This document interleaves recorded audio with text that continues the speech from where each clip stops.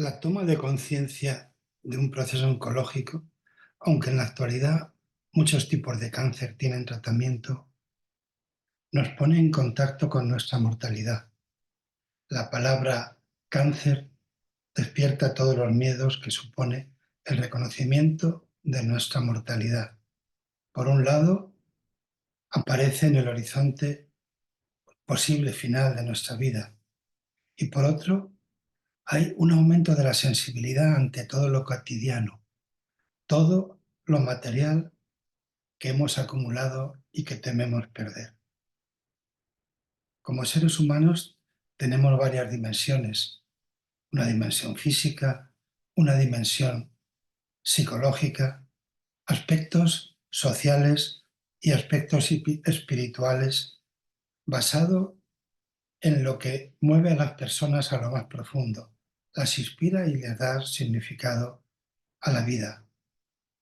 La dimensión física es la primera que se va a poner en evidencia que entra en crisis. En esos momentos, todo lo que en un momento era conciencia de nuestro cuerpo, era algo de lo que podíamos disponer para relacionarnos, para tener todo aquello que está al alcance de nuestras manos, todo aquello que supone un estado de bienestar que de pronto se va a ver cuestionado con alteraciones que según el tipo de afectación va a suponer, según el tipo de cáncer, problemas orgánicos, problemas respiratorios, problemas de intolerancia a la alimentación, todo aquello que vamos a ir teniendo que conocer de manera progresiva, según vaya avanzando el deterioro biológico de nuestro cuerpo. Fundamentalmente, el dolor. El dolor es una de las manifestaciones, junto a la disnea, la dificultad para respirar, que suele estar presente independientemente del tipo de tumor del que estemos hablando. Siempre vamos a tener que entrar en contacto con ese deterioro, con esa vulnerabilidad, con esa fragilidad del cuerpo que nos ha servido a lo largo de nuestro tiempo, que nos ha servido para relacionarnos con, con el mundo material. Igual que existe esa dimensión física que se altera, la dimensión psicológica es algo que también a través de cómo cambian las emociones, cuáles son las que van a predominar y que tienen todo el recorrido posible que nos podamos imaginar. Tiene mucho que ver con qué tipo de persona somos y cuál es el escenario en que nos vamos a mover. Hay una emoción prioritaria que suele ser el miedo, pero podemos incluir todo un mundo, la rabia, la sensación de culpa, la lucha y el sentido de que podemos superar todo lo que nos está pasando, la relación con los demás, de alguna manera, pues se va a alterar, pero sobre todo con nosotros mismos, con quien está en ese momento, en conociendo cuál va a ser las características de la enfermedad, pasan además fluctuando de un momento, aunque puede haber expectativas nuevas por los tratamientos que aparecen y que estamos recibiendo, hasta momentos de deseos de que todo se acabe, de dar el paso y abandonar este cuerpo que en un momento así pues tiene toda esa dimensión de vulnerabilidad que caracteriza una enfermedad grave y que presumiblemente va a terminar con esa dimensión biológica de lo que somos. Hay también aspectos sociales que van a sufrir un deterioro muy importante. La relación con el mundo que habitualmente era de actividades, ya sea del trabajo, ya sea de la familia, la pareja, los amigos, va a suponer también un deterioro importante. Por un lado, por los cambios a nivel psicológico que se pueden producir.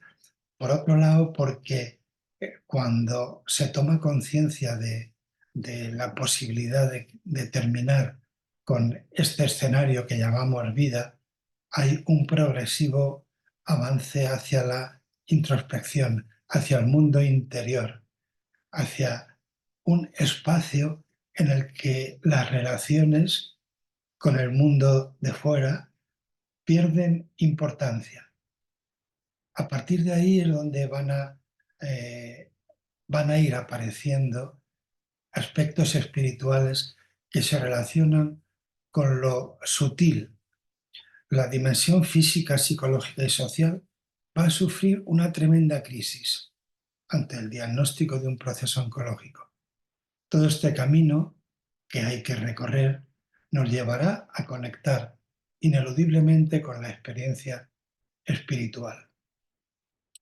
Para personas como Ken Wilber, un maestro que ha trabajado muchísimo explorando ese nivel de conciencia sutil, de espacio en el que se plantea que es a donde vamos tras esta transición en el mundo de lo cotidiano hacia esa dimensión de conciencia no dual y que él llama la experiencia espiritual.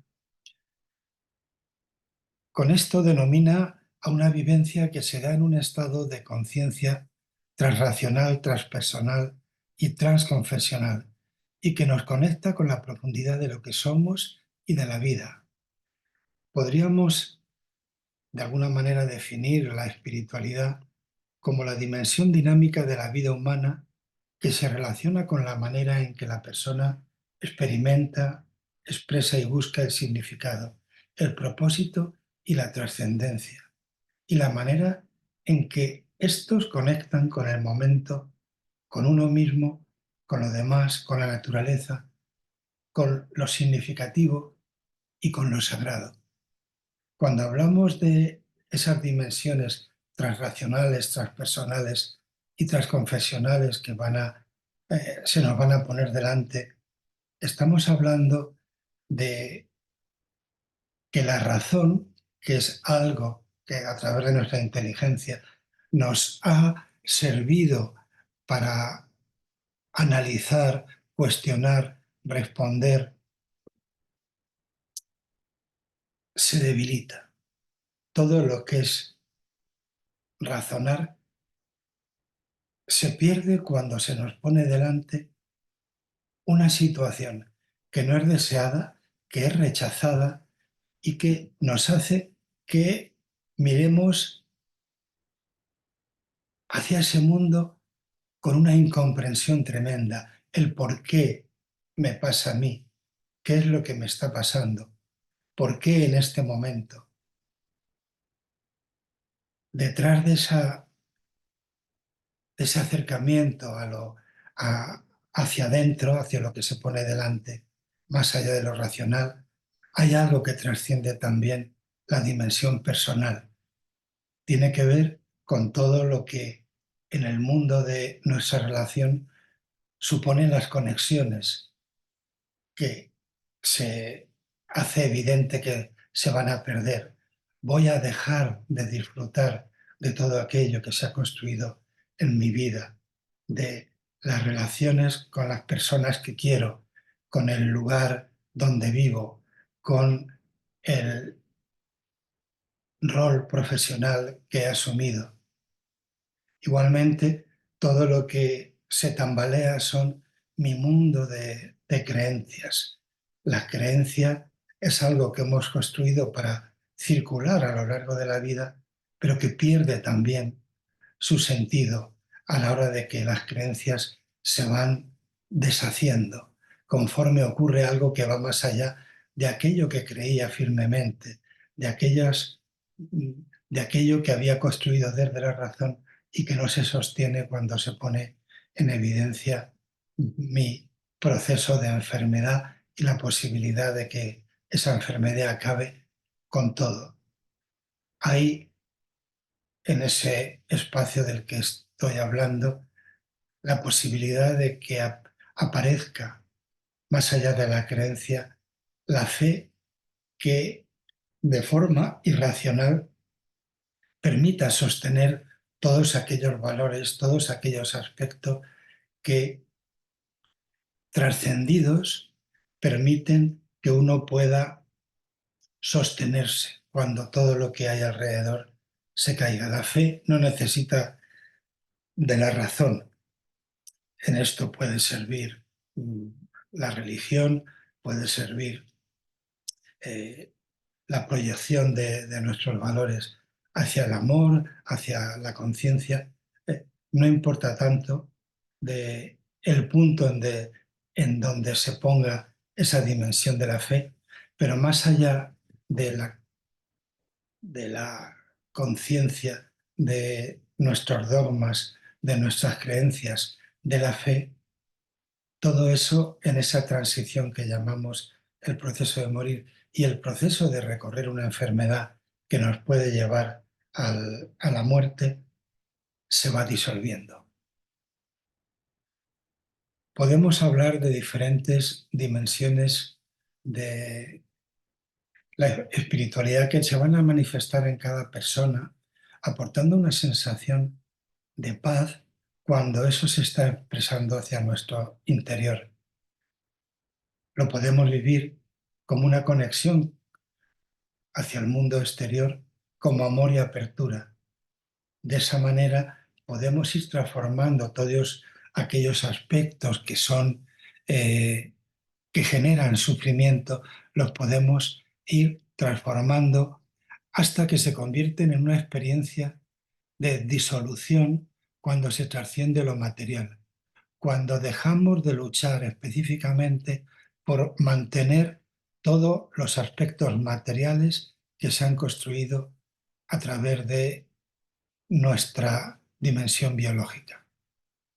Hablar de espiritualidad ante el reto existencial de un proceso oncológico supone abordar todos los aspectos de lo que somos, nuestra identidad, nuestra capacidad de perdonar, nuestros momentos de desesperación y al mismo tiempo también de esperanza.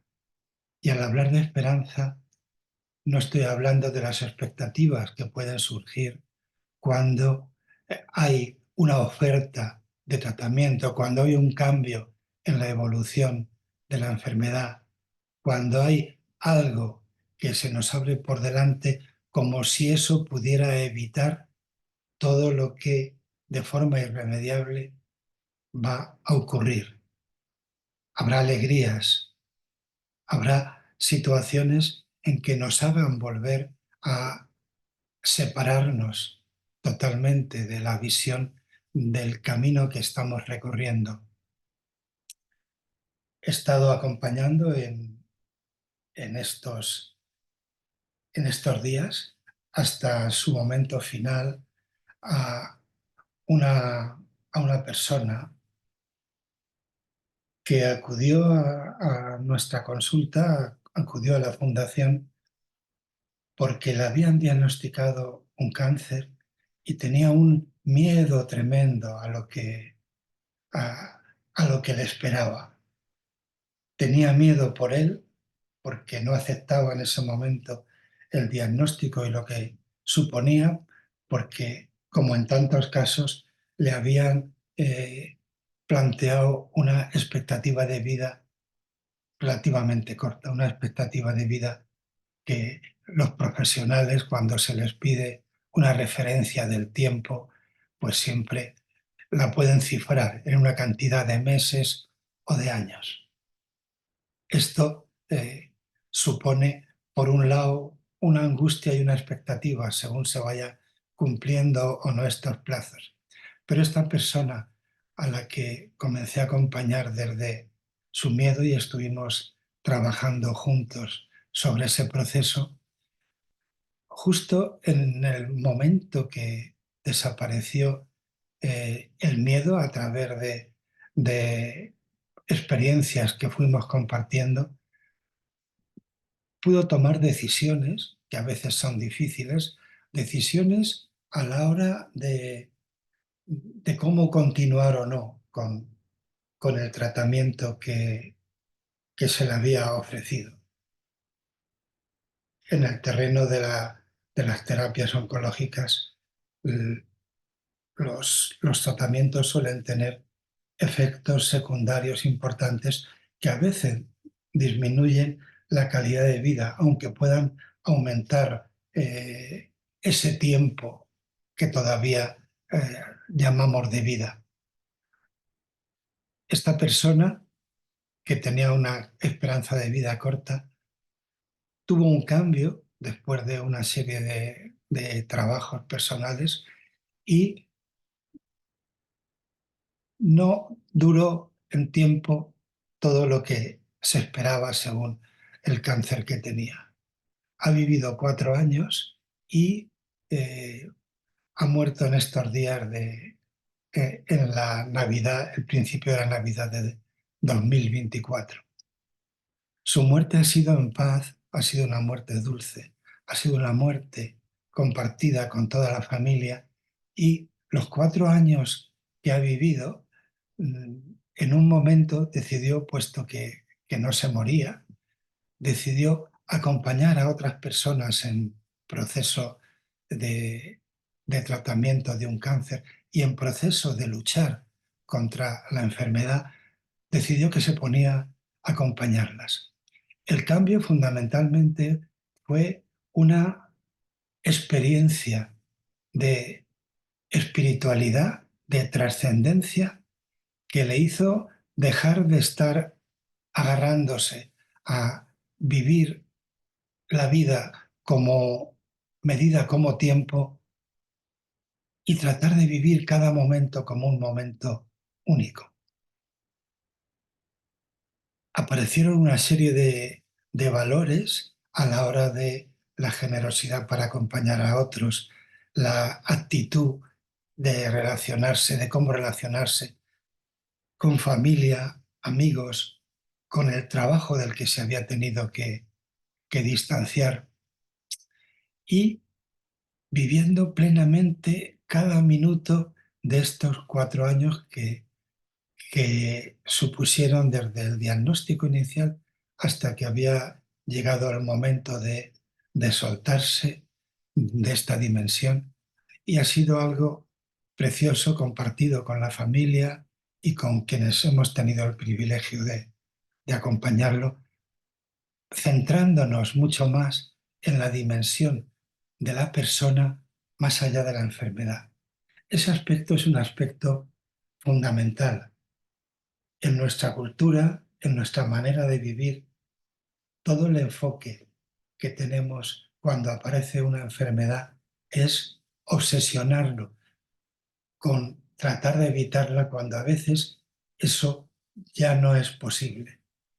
Hay un momento en que merece la pena, quizá en todos los momentos en que tenemos claro ese proceso de enfermedad que nos convierte en pacientes, poner el foco en la persona. Poner el foco en la persona más allá de la enfermedad supone tener que considerar cuáles son los valores de cada uno, lo que es importante para cada persona y las actitudes y decisiones que es preciso tomar en cada momento. Para algunos, el soporte está en las propias creencias, en la fe, en las prácticas religiosas de las que hablábamos antes, aunque en cualquier caso, la espiritualidad emerge en una dimensión que va más allá de cualquier religión o creencia. La conciencia de nuestra finitud o impermanencia surge en el momento en que la amenaza existencial se hace evidente y se acerca al paciente. No solo ante el diagnóstico de un cáncer, sino también ante cualquier enfermedad incurable. Esta conciencia de finitud se hace más evidente cuando las consecuencias de la enfermedad y su tratamiento han aumentado las repercusiones sobre el paciente, teniendo que considerar todo lo que se ha tenido que enfrentar y a dónde te puede llevar. Tras esta toma de conciencia de nuestra finitud, aparece una pérdida de control sobre la vida. Estamos muy educados, muy acostumbrados a creer que controlamos todas las cosas que ocurren.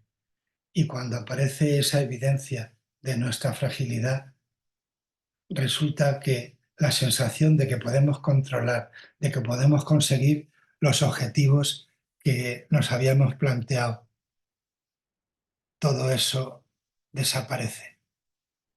Hay algunas cosas en que todavía tratamos de poner en marcha y controlarlas, pero en realidad hay una gran sensación de que las cosas que ocurren es algo que me arrastra y que yo no puedo cambiar. Pueden aparecer conflictos, tanto del tipo espiritual como en los aspectos psicológicos, con emociones negativas como ansiedad, pánico, impotencia, miedo a la soledad, al mismo tiempo que tendencia de aislamiento porque no queremos transmitir a los demás nuestros temores, nuestra ansiedad, nuestra impotencia. A veces esta situación genera una dificultad tremenda para poder mantener la comunicación con los demás. Y aquí hace falta darle mucho sentido a lo que supone poder hablar de todo lo que nos está pasando. Si nos vamos cerrando, metiéndonos en nuestro mundo, en donde prima el temor a lo más negativo, eso mismo alimenta la tendencia a la soledad, la tendencia a la incomunicación. Poder apoyarse en los demás, poder vivir con gratitud la experiencia de quien nos está acompañando, saber que con nuestra manera de estar probablemente estamos enseñando, estamos dándole sentido al acompañamiento del otro y a nuestro papel en algo que puede ser no agradable, pero que hay mucho sentido detrás de cada una de las cosas que ocurren. A veces aparece una pérdida de significado a todo aquello que hemos construido, que tiene un sentido tremendo a la hora de haber generado un papel importante en esto que llamamos vida. Pero cuando se acerca, cuando avanza la enfermedad y se acerca la posibilidad de morir, desaparece el sentido de futuro. El futuro es algo que de alguna manera lo hemos inventado con nuestra mente racional. El futuro en realidad no existe y le damos sentido en la vida cotidiana proyectando hacia el futuro lo que ha ocurrido en el pasado. Cuando tenemos el contacto con que ese futuro puede tener una frontera a la que puedo mirar desde este momento en que reconozco la enfermedad y la posibilidad de morir, ese futuro me conecta con el presente. Y en el presente es donde está todo. Dure un segundo, dure 40 años, dure 80. Ese sufrimiento que puede generar la angustia por pensar que no existe el futuro, ocurre de igual manera en personas jóvenes como en mayores. Parece que cuando somos jóvenes no nos planteamos qué hay en ese futuro y vivimos más al día. Una persona mayor parece que cuando la edad te hace entender, comprender que está más cerca esos momentos finales, parece que eso va a generar menos sufrimiento, pero ¿qué va?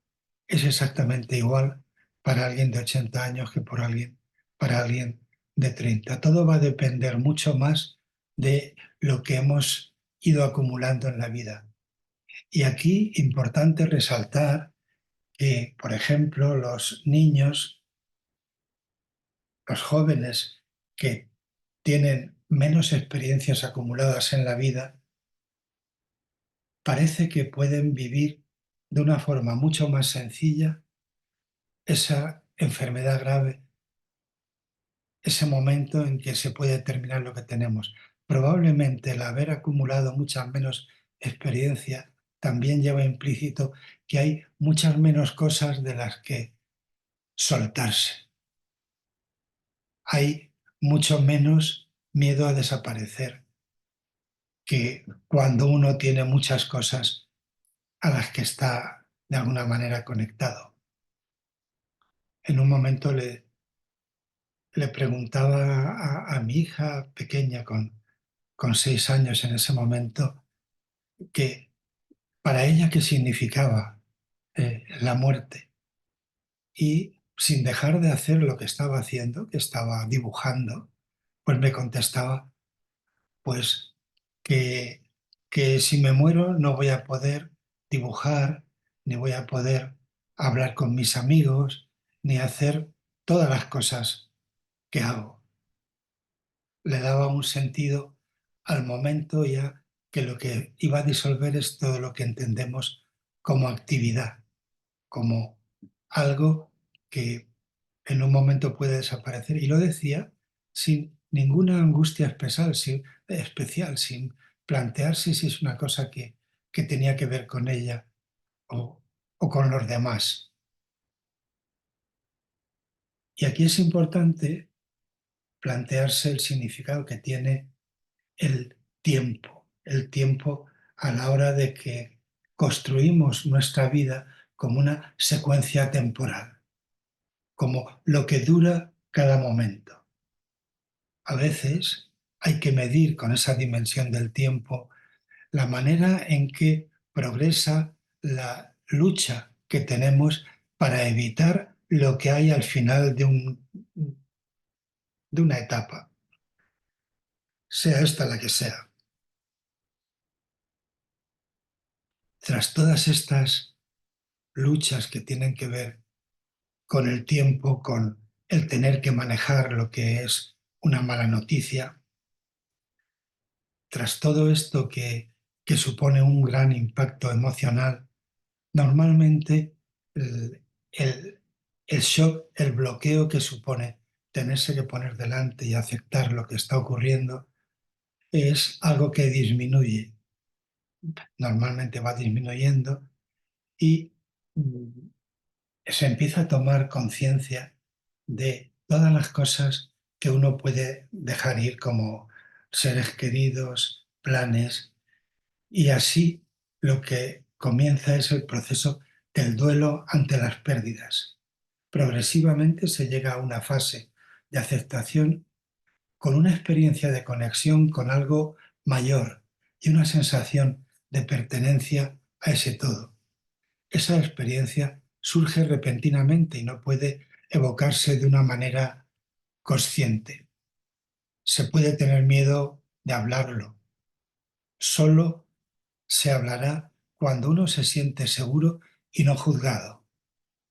Y ese es un elemento fundamental para los acompañantes a la hora de que tenemos en muchos casos una tendencia con la persona que está en ese proceso a generar expectativa, a quitarle importancia a lo que está ocurriendo, a decir palabras como no te preocupes, cuando es evidente que es imposible no preocuparse por aquello que está pasando. Y a veces incluso se aparecen reacciones a la hora de juzgar aquella persona que está cerca de nosotros. Juzgarlo a la hora de que rechaza un tratamiento, quiere cambiar el testamento, quiere no salir. Todas estas cosas a veces tienen que ver con que no estamos entrando a conocer lo que ocurre en la persona que está en ese proceso. Cuando hay una experiencia consciente de conexión, el resultado es una reducción de la ansiedad. Todos estos pasos de los que vamos hablando se irán integrando de forma progresiva conforme se van disolviendo los vínculos con lo material y entrando al ritmo de cada uno en una fase de expansión de la conciencia que trasciende lo terrenal. En todo este recorrido hay una serie de aspectos que vamos a reconocer y que no siguen ninguna linealidad.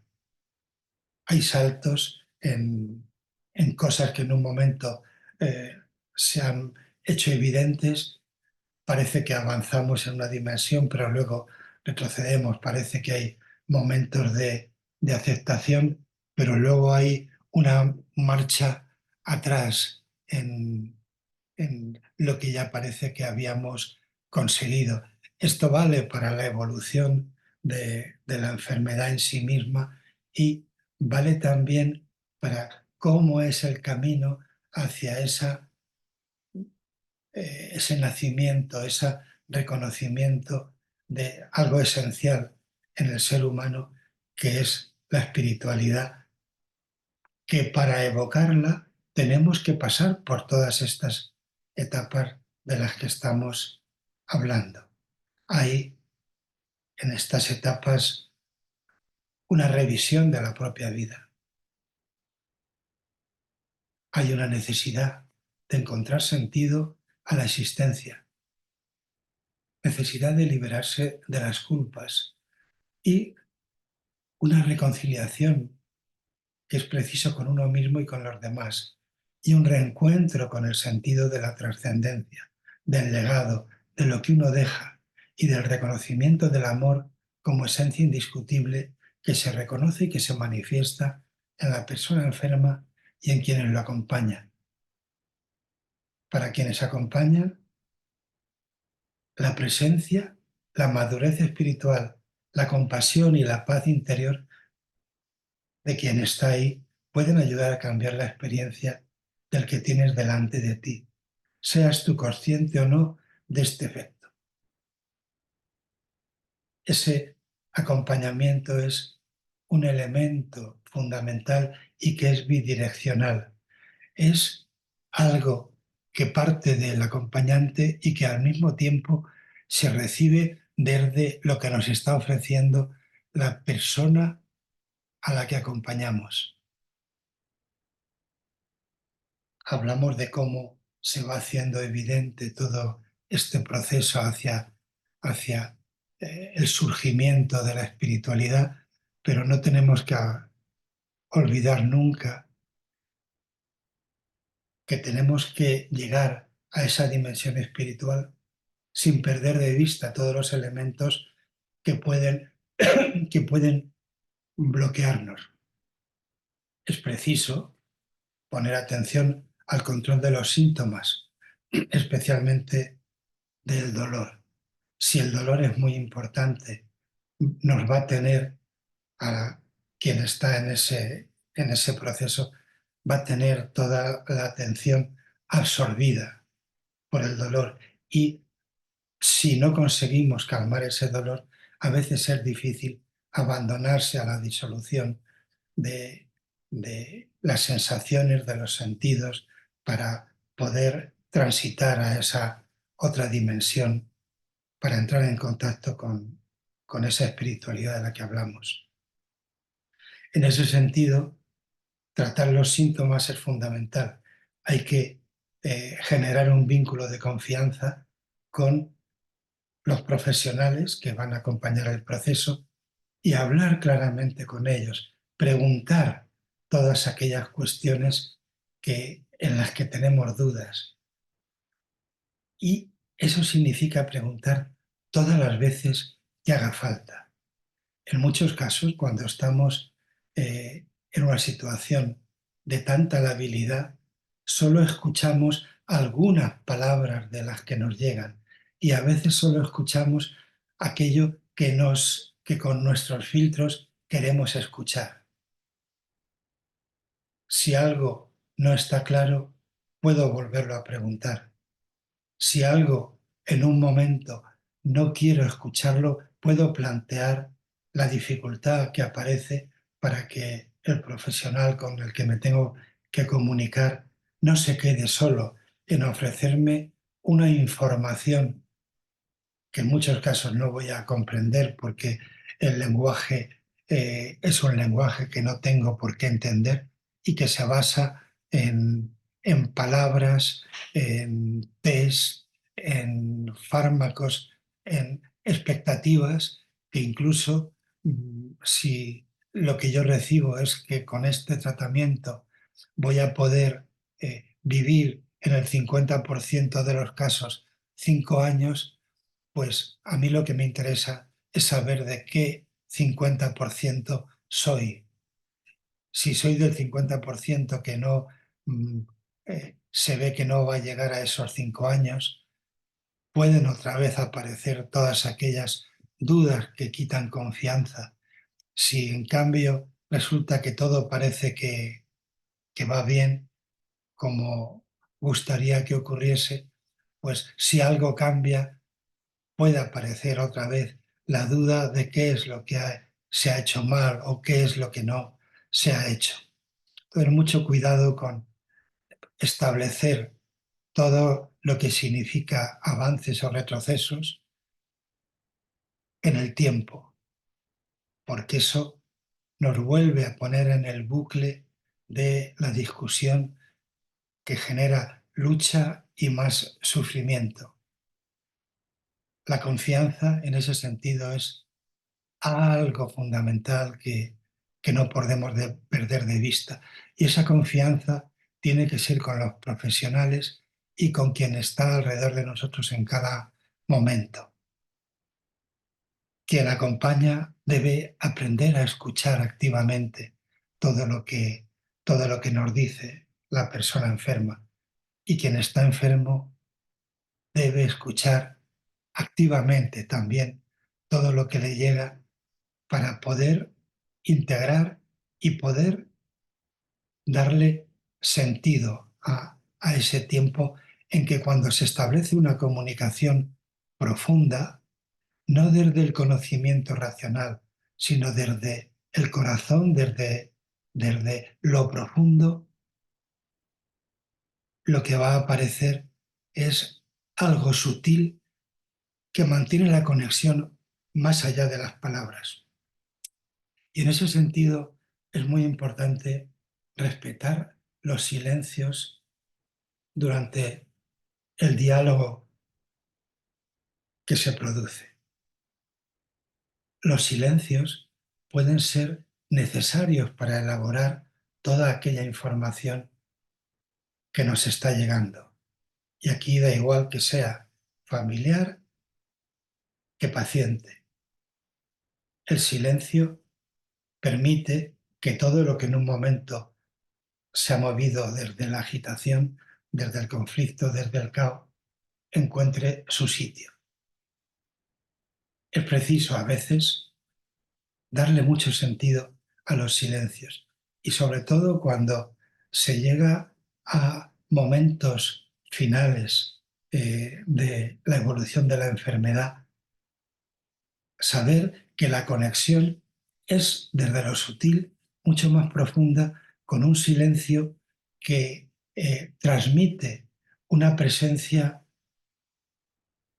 desde el amor, desde el cariño, una presencia incondicional, que no busca que me entiendas cada frase que digo, que no busca que me escuches, sino que manifiesta la profunda conexión desde el amor, desde quien todavía le toca estar aquí y de quien está en ese tránsito que llamamos el proceso de morir y que incluye todo el proceso de la enfermedad, cuando la enfermedad nos hace vivir la presencia de nuestra mortalidad. Comprender en ese punto lo que es importante para el paciente es fundamental. Cuando estamos al lado de alguien, nuestra tendencia es a proyectar lo que es importante para nosotros. Y a veces no escuchamos que lo importante para la otra persona es diferente a aquello a lo que yo le he dado un valor especial. Hay cosas que tienen que ver con el significado dentro de la historia personal de la persona a quien acompañamos.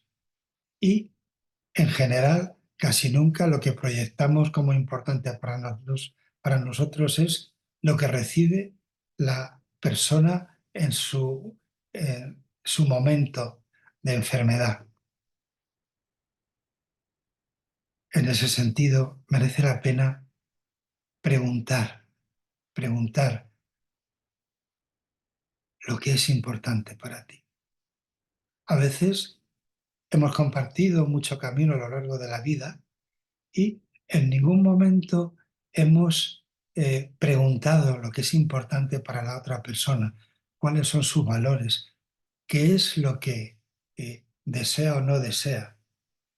Y aquí hacer un paréntesis para siempre proponer que para que no sea otro el que decide por nosotros, recordar que existe un documento que es el testamento vital, el documento de últimas voluntades, que es algo que podemos hacer cuando tenemos un nivel de conciencia eh, normal y que permite expresar eso que nosotros queremos o no queremos y que es de obligado cumplimiento para todos los que pueden tomar decisiones en un momento en que mi capacidad puede haber disminuido. Es de obligado cumplimiento. Eso incluye a profesionales, a médicos, enfermeros y a la familia. A no ser que nosotros deleguemos intencionadamente en que las decisiones las tome otra persona, es el momento en que puede quedar por escrito nuestra voluntad para que se cumpla en cualquier momento y en cualquier situación. Hay en esa etapa no solo escribirlo y dejarlo como nuestra última voluntad que va a condicionar todas las decisiones que puedan tomar los demás, pero también es un momento en que las decisiones compartidas tengan una labor que merece la pena contemplar. Las decisiones compartidas supone poder discutir a nivel de lo que ofrecen los tratamientos, a nivel de lo que plantea la familia, a nivel de lo que en cada momento supone que la última palabra la tiene el protagonista, que es la persona enferma.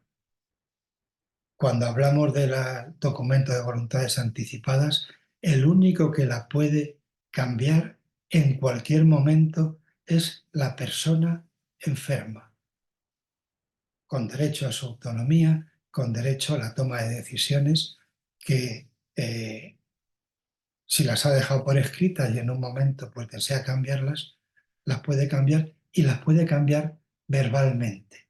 No hace falta que tenga que hacer un documento nuevo, sino que puede transmitirlo en cualquier momento para que se tengan que cumplir. Esto es algo que suele no ocurrir y hay hasta en lo que es el proceso en el entorno sanitario, hay todavía un lenguaje que no contempla ese protagonismo del paciente en su toma de decisiones y se habla de información a la familia. Incluso a los familiares debería existir por parte del paciente la decisión de a quién informar y de qué informar. Y eso es algo que normalmente se pierde de vista. A veces los familiares, los acompañantes, plantean que es una manera de evitar un sufrimiento accesorio e innecesario a la persona enferma. Y con eso perdemos de vista que alguien que está viviendo todo su proceso de enfermedad, toda su experiencia de esa transición, es en todo momento consciente de dónde está, aunque en un momento exprese algo diferente. Si expresa algo de forma diferente suele ser porque no quiere mostrarse vulnerable, porque no quiere hacer sufrir con su estado a quienes le acompañan. Y aquí jugamos un papel importante con esa apertura, con esa cercanía, con esa capacidad para poder acoger todo lo que está sucediendo en otra persona, acogerla conscientes de que estamos ahí, pero no somos quien está pasando ese proceso. Y en ese sentido son situaciones diferentes las que nos toca vivir.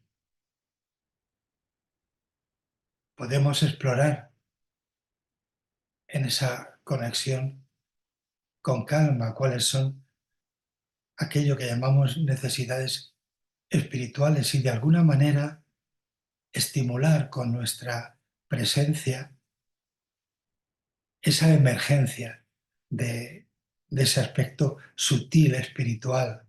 Ayuda mucho para cómo aparezca esta situación, la vida que hemos vivido, la armonía con los propios valores. A veces hay cosas que cuestan mucho trabajo y es la percepción de las incoherencias que hemos podido vivir en lo que llamamos nuestra vida. Tenemos que volver a ese punto en que cuando revisamos todos estos aspectos de lo vivido, podamos reconocer nuestras responsabilidades, nuestras incoherencias y también tenemos la necesidad de perdonarlas, de quitarle la importancia que en un momento esta situación ha tenido. Algo que ayuda fundamentalmente en algo de lo que estamos hablando que lo relacionamos con el proceso de morir, pero podíamos hablar de todo lo que es eh, el proceso de vivir. Todo lo que ocurre durante el proceso de vivir tiene que ver con el perder la importancia personal. Lo que nos hace chocar, lo que nos hace sufrir, lo que nos hace no reconocer y no aprender lo que nos aportan los demás, tiene que ver en cómo construimos nuestra importancia, la importancia de nuestro papel. Aunque sean pequeñas cosas importantes, necesitamos tanto en esta dimensión que llamamos vida, sentirnos únicos, sentirnos diferentes, sentirnos queridos, como si todo eso fuera algo que podemos conseguir a base simplemente a base de hacer crecer las cosas importantes. Para poder transitar por la enfermedad y el proceso de morir, todo debe perder su importancia. Va a ocurrir de una forma natural y conforme va progresando hacia el final de nuestra parte física, conforme se va progresando, se va perdiendo el sentido, el interés por todo lo material. Los sentidos van a ir disminuyendo sus sensaciones. Da igual del sentido que hablemos, pero se va a ir perdiendo el sentido del tacto, el sentido del gusto, el sentido de la vista, el sentido del oído, el sentido del olfato. Todo se va a ir disolviendo. Poco a poco se va a ir perdiendo el interés por la conexión con los demás. Y en ese punto, ahí el acompañamiento de quien va a estar cerca debe ser algo que se haga desde lo sutil, no desde buscar la estimulación, no desde buscar el poner más fuerza en tener atrapado en esta dimensión a quien no queremos que se vaya, sino que necesita ese momento de aceptación que debe ser igual para el que se va como para el que se queda. El que se queda, el que acompaña, está teniendo la oportunidad de aprender con todo lo que le brinda la experiencia y el proceso de quien está haciendo esa transición. Cuando desaparece la lucha por seguir aquí, desaparece todas las tensiones y aparece eso que se denomina la lucidez terminal. En la tradición en nuestra cultura es la mejoría de la muerte, puesto que cuando se deja de luchar, el cuerpo deja de manifestar todas las tensiones en que ha puesto energía en tratar de ir resolviendo aquellos aspectos locales que suponen los síntomas.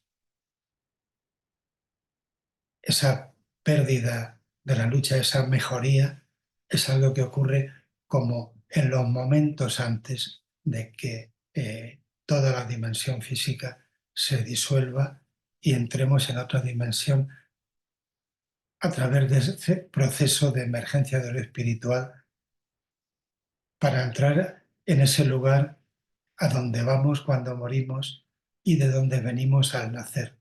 Lo podemos llamar Dios, lo podemos llamar Alá, lo podemos llamar Buda, lo podemos llamar conciencia. Simplemente es un espacio de no dualidad en que todo lo material deja de tener sentido y en que lo que va a permanecer, lo que es indisoluble, lo que forma parte de cualquiera de las dimensiones que hayamos construido como personas, es el amor. El amor es lo que acompañó el momento del nacimiento. El amor es lo que acompaña el momento del morimiento. Nacer y morir son dos caras de la misma moneda.